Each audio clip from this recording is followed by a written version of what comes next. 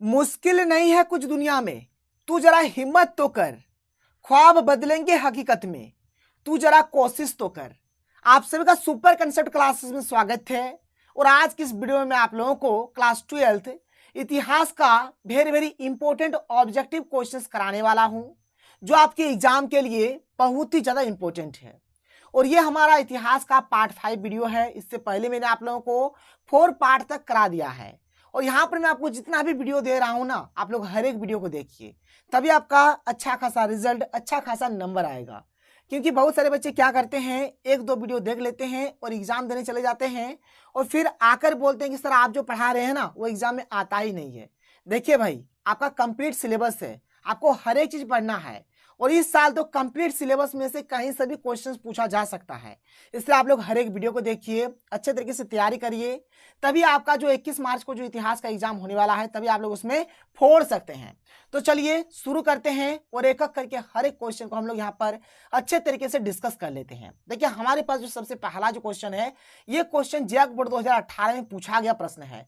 देखिए यहाँ पर शुरुआत का हो सके आपको 5 से 10 क्वेश्चन ऐसा लगेगा कि सर ये चीज हमें आता है, आपने पहले पढ़ाया था इस चीज को और आप फिर से दोबारा पढ़ा रहे हैं, हो सके आपको लग सकता है। लेकिन इसके बाद का जो हमारा क्वेश्चन है ना, बहुत ही अच्छा वाला क्वेश्चन है जो अभी तक मैंने आप लोगों को नहीं पढ़ाया है। और स्टार्टिंग का जो 5-10 क्वेश्चन है ये मैंने प्रीवियस ईयर से लिया हुआ है। ठीक है, प्रीवियस ईयर में मैंने देखा कि ये सब क्वेश्चन पूछा जा रहा है, मैंने सोचा चलो भाई ले लिया जाए, आप लोगों को बता दिया जाए। तो हमारे पास जो सबसे पहला जो क्वेश्चन ये देख लीजिए, जैक बोर्ड 2018 में पूछा गया प्रश्न है, क्या है कि हड़प्पा का उत्खनन क्या था। तो हड़प्पा का उत्खनन किसने किया था, तो इसका उत्तर हो जाएगा दयाराम साहनी ने। किसने भाई, दयाराम साहनी, याद रखिएगा। और मैंने आप लोगों को इसका ट्रिक भी बताया था आगे। इसके बाद जो हमारा अगला क्वेश्चन, ये भी हमारे जैक बोर्ड 2018 में पूछा गया प्रश्न है, क्या है कि भारतीय पुरातत्व का पिता किसे कहा जाता है। तो भारतीय पुरातत्व का पिता किसे कहा जाता है, यहाँ पर देख लीजिए। तो इसका सही उत्तर हो जाएगा कनिंघम को, यानी कि अलेक्जेंडर कनिंघम को। ऑप्शन नंबर 2 इसका बिल्कुल सही उत्तर हो जाएगा। आगे चलिए क्वेश्चन नंबर 3 देख लेते हैं, क्या है हमारे पास कि सिंधु सभ्यता का कौन सा स्थल मृतकों का टीला के रूप में विख्यात है। और ये क्वेश्चन भी हमारा जैक बोर्ड 2019 में पूछा गया प्रश्न है, यानी मृतकों का टीला किसे बोला जाता है। तो मोहनजोदड़ो को मृतकों का टीला बोला जाता है, याद रखिएगा। आगे चलिए क्वेश्चन नंबर 4 हमारे पास क्या है, देख लीजिए यहाँ पर कि मोहनजोदड़ो की खोज किसने की थी। तो मोहनजोदड़ो की जो खोज है भाई राखाल दास बनर्जी ने किया है। क्वेश्चन नंबर 5 क्या है कि डाकयार्ड यानी कि गोदीवाड़ा, गोदीवाड़ा का अवशेष किस नगर से प्राप्त हुआ था या फिर किस नगर से मिला था, ये हमें बताना है। तो इसका सही उत्तर हो जाएगा लोथल। क्या हो जाएगा, लोथल से। ऑप्शन नंबर 4 इसका बिल्कुल सही आंसर हो जाएगा। आगे चलिए क्वेश्चन नंबर 6 यहाँ पर क्या है, देख लीजिए। क्वेश्चन नंबर 6 है कि मृतकों का टीला किसे कहा गया है। तो मृतकों का टीला भाई किसे बोला गया है, तो मोहनजोदड़ो को। अभी मैंने आप लोगों को बता दिया, वही क्वेश्चन यहाँ पर फिर से एक बार रिपीट हो गया था, खैर कोई नहीं। चलिए इसके बाद हमारा जो अगला क्वेश्चन है, क्वेश्चन नंबर 7 क्या है कि हड़प्पा नगर की खोज किस वर्ष हुई। तो हड़प्पा नगर का जो खोज है भाई 1921 में हुआ था, याद कर लीजिए। 1921 में हड़प्पा का खोज हुआ है। क्वेश्चन नंबर 8 हमारे पास क्या है कि सिंधु घाटी सभ्यता में नृत्य करते हुए लड़की की मूर्ति किस स्थान से प्राप्त हुई, यानी जो नर्तकी का जो मूर्ति मिला था कहां से मिला था, ये हमें बताना है। तो इसका सही उत्तर हो जाएगा मोहनजोदड़ो से। कहां से, मोहनजोदड़ो, इसका बिल्कुल सही आंसर हो जाएगा। क्वेश्चन नंबर 9 हमारे पास क्या है, देख लीजिए। क्वेश्चन नंबर 9 है कि सिंधु सभ्यता के लोगों का दर्पण बना हुआ था, किसका, तो या तो तांबा का या फिर कांसा का। ऑप्शन नंबर 2 इसका बिल्कुल सही आंसर हो जाएगा। क्वेश्चन नंबर 10 देखिए यहाँ पर क्या है भाई, क्वेश्चन नंबर 10। क्वेश्चन नंबर 10 में दिया गया है कि सिंधु घाटी सभ्यता में प्राप्त 3 मुख वाले पुरुष देवता को योगी की मुद्रा में सिंहासन पर बैठे हुए दिखाया गया है, जिसकी पहचान पशुपति शिव के रूप में किसने की है। तो ये किसने किया था, तो जॉन मार्शल ने किया था। ऑप्शन नंबर 1 इसका बिल्कुल सही आंसर होगा। क्वेश्चन नंबर 11 देख लीजिए क्या है। क्वेश्चन नंबर 11 है कि हड़प्पा सभ्यता का सबसे बड़ा नगर कौन था। तो हड़प्पा सभ्यता का जो सबसे बड़ा नगर था ना भाई, कौन था, तो मोहनजोदड़ो, याद रखिएगा। देखिए यहाँ पर क्वेश्चन नंबर 11 तक ही हो सके हमारा रिपीट हुआ वाला क्वेश्चन है, हो सके आप लोगों ने पहले पढ़ाया था या फिर मैंने आप लोगों को पढ़ाया था। इसके बाद से जो हमें क्वेश्चन यहाँ पर जो भी मैं आपको यहाँ पर बताऊंगा सारा क्वेश्चन हमारा न्यू है, शायद मैंने अभी तक इस प्रकार का क्वेश्चन आप लोगों को नहीं बताया है। तो चलिए फटाफट हम लोग देख लेते हैं। देखिए क्वेश्चन नंबर 12 क्या है कि कनिष्क का राज्यारोहण कब हुआ था। तो 78 ईस्वी में हुआ था। ऑप्शन नंबर 2 इसका बिल्कुल सही आंसर हो जाएगा। क्वेश्चन नंबर 13 यहाँ पर क्या है कि मौर्य साम्राज्य का प्रथम शासक कौन था? तो चंद्रगुप्त मौर्य जो थे ना, वह मौर्य वंश के प्रथम शासक या फिर मौर्य वंश के या फिर मौर्य साम्राज्य के संस्थापक थे। अगर संस्थापक का बात किया जाएगा तब भी चंद्रगुप्त मौर्य है, ठीक है, और प्रथम शासक का बात किया जाएगा तब भी चंद्रगुप्त मौर्य होगा। देखिए हो सके आप लोगों को आवाज में थोड़ा सा प्रॉब्लम लग सकता होगा, क्योंकि मेरा दो चीज हो गया है, एक तो भाई सर्दी है, दूसरा मेरा मुंह में घाव हो गया, तो बोलने में थोड़ा तकलीफ हो रहा, दिक्कत हो रहा, लेकिन फिर भी आप लोगों का एग्जाम सामने है तो मैं आप लोगों के लिए वीडियो बना रहा हूं, तो थोड़ा आप लोग मैनेज करिएगा। कहीं पर भी अगर वॉइस में इशू होता है तो भाई थोड़ा माफ करिएगा। चलिए आगे बढ़ते हैं। आगे देखिए क्वेश्चन 14 हमारे पास क्या है कि मेगास्थनीज कौन था, ठीक है। तो मेगास्थनीज कौन था यहाँ पे देख लीजिए। तो मेगास्थनीज हमारा राजदूत था। कौन था? राजदूत, गाड़ी वाला राजदूत नहीं, ठीक है। राजाओं का जो दूत होता था उसी को राजदूत बोलते हैं, वो राजदूत गाड़ी नहीं। 15 नंबर क्वेश्चन क्या कि धम्म की शुरुआत किसने की थी? तो अशोक ने भाई धम्म का शुरुआत किया है। धम्म की जो नीति है ये अशोक की ही देन है। क्वेश्चन नंबर 16 क्या है कि मौर्य साम्राज्य का तृतीय शासक यानी तीसरा नंबर का शासक कौन था? तो अशोक। अशोक क्या है? मौर्य वंश का तीसरा शासक था। यहाँ पर देख लीजिए पहला जो शासक था कौन था? तो पहला चंद्रगुप्त मौर्य था और यही मौर्य वंश के संस्थापक भी रहे। इसके बाद दूसरा शासक है बिंदुसार। इसके बाद तीसरा है हमारा अशोक। देखिए तीन ही अधिकतर पूछता है, पहला चंद्रगुप्त मौर्य, दूसरा बिंदुसार, तीसरा हमारा अशोक, ठीक है। और इसके बाद जो हमारा अंतिम वाला जो शासक है जिसका नाम है बृहद्रथ। और इसके बाद देखिए यहाँ पर मैं आपको कुछ इंपॉर्टेंट पॉइंट्स बताऊंगा जो एग्जाम में अक्सर पूछे जाते हैं। देख लीजिए एक एक करके। देखिए पहला पॉइंट के महाजनपदों की संख्या टोटल 16 महाजनपद था, और 16 में से जो सबसे बड़ा और जो सबसे शक्तिशाली जो महाजनपद था कौन था? तो मगध। याद रखिएगा, मगध सबसे शक्तिशाली और सबसे बड़ा महाजनपद था। मगध की प्राचीन राजधानी राजगिरिय थी। यह कालांतर में मगध की राजधानी पाटलिपुत्र में स्थापित हुई। देखिए प्राचीन राजधानी राजगिरिय था, कालांतर के टाइम में मगध का जो राजधानी है वह पाटलिपुत्र में शिफ्ट हो गया। मगध की राजधानी राजगिरिय भी रहा है, गिरिब्रज भी रहा है और पाटलिपुत्र भी रहा है। कौशल की राजधानी देख लीजिए श्रावस्ती है। गांधार की राजधानी तक्षशिला। कंबोज की राजधानी हाटक। वज्जी की राजधानी वैशाली।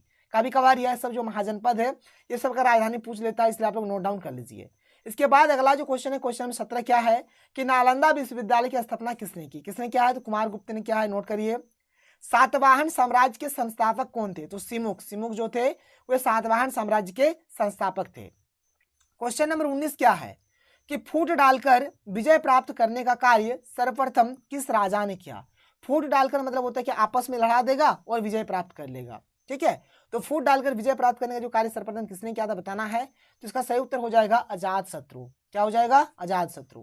क्वेश्चन नंबर 20 क्या है कि जीवक वैद्य किस वंश के काल में था? तो हर्यक वंश के काल में भाई क्या था? जीवक नाम का वैद्य था। क्वेश्चन नंबर 21 क्या है कि अपने समय के खर्चे से, अपने स्वयं के खर्चे से सुदर्शन झील की मरम्मत किसने कराई? तो रुद्रदामन ने कराया था। याद रखिएगा, बहुत ही महत्वपूर्ण प्रश्न है, बार बार पूछा जाता है। रुद्रदामन ने खुद के खर्चे से सुदर्शन झील की मरम्मत कराई थी। क्वेश्चन नंबर 22 यहाँ पर क्या है देख लीजिए। यहाँ पर है ब्राह्मण वंशीय सातवाहन नरेश क्या है वशिष्ठ पुत्र सातकर्णी ने विवाह संबंध किस वंश के साथ जोड़े? यानी जो विवाह का जो संबंध जोड़ा था किस वंश के साथ जोड़ा था? तो शक वंश के साथ जोड़ा था। ऑप्शन नंबर 1 इसका बिल्कुल सही उत्तर हो जाएगा। क्वेश्चन नंबर 23 क्या है कि महाभारत के किस पर्व में वर्ण व्यवस्था का उल्लेख मिलता है? किसमें मिलता है? तो शांति पर्व में मिलता है। ऑप्शन नंबर 3 इसका बिल्कुल सही उत्तर होगा। आगे देखिए यहाँ पर कुछ इंपॉर्टेंट पॉइंट से देख लीजिए क्या है कि महाभारत के शांति पर्व के 188वें अध्याय के 10वें श्लोक में वर्णों की उत्पत्ति ब्रह्मा से बताई गई है, और महाभारत के आदि पर्व के 131वें अध्याय के 31 से 60 तक के श्लोकों में एकलव्य की कथा का वर्णन है। ये सब कभी कभार पूछ लिया जाता है, जो कि की पॉइंट से आप लोग नोट कर लीजिए ये सब। इसके बाद जो क्वेश्चन नंबर 24 है क्या है कि चंडाल अस्पृश्य माने जाते थे। जब भी वे नगर में आते थे तो उन्हें लकड़ी की आवाज करके आना पड़ता था ताकि लोग उन्हें देखने के दोष से बच सके। ये कथन किसका है? ये जो कथन है भाई किनका है बताना है आप लोगों को। तो ये हमारा फाहियान का कथन था। किनका? फाहियान का। क्वेश्चन नंबर 25 यहाँ पर क्या है कि दुर्योधन की माँ कौन थी? तो गांधारी। गांधारी क्या थी? तो दुर्योधन की माँ। क्वेश्चन नंबर 26 हमारे पास क्या है कि निम्न में से किस प्रसिद्ध संत ने गीता की भक्ति टीका मराठी में लिखी? तो ज्ञानेश्वर ने लिखा था। किसने लिखा था? ज्ञानेश्वर ने। क्वेश्चन नंबर 27 में है कि महाभारत की रचना किस भाषा में हुई? तो संस्कृत भाषा में महाभारत की रचना हुई। और महाभारत की रचना किसने किया था भाई? तो वेद व्यास ने किया था। याद रखिएगा, ऑप्शन नंबर 4 इसका बिल्कुल सही आंसर होगा। क्वेश्चन नंबर 29 क्या है कि मनुस्मृति में कितने प्रकार के विवाह का उल्लेख किया गया है। तो मनुस्मृति में 8 प्रकार के विवाह का उल्लेख किया गया है और महाभारत में भी भाई 8 प्रकार के विवाह का उल्लेख है। क्वेश्चन नंबर ये जो 30 है, देखिए 2 बार पूछा गया, 18 में, 20 में, हो सके इस साल भी पूछ लिया जाए कि महाभारत में कितने प्रकार के विवाह का उल्लेख है। तो 8 प्रकार के विवाह का महाभारत में उल्लेख है। बहुत ही महत्वपूर्ण प्रश्न है, मुझे तो चांस लग रहा है भाई ये क्वेश्चन आने का। देखिए आगे क्या होता है। क्वेश्चन नंबर 31 क्या है कि 1895 ईस्वी का स्वराज विधेयक किसके निर्देशन में तैयार किया गया।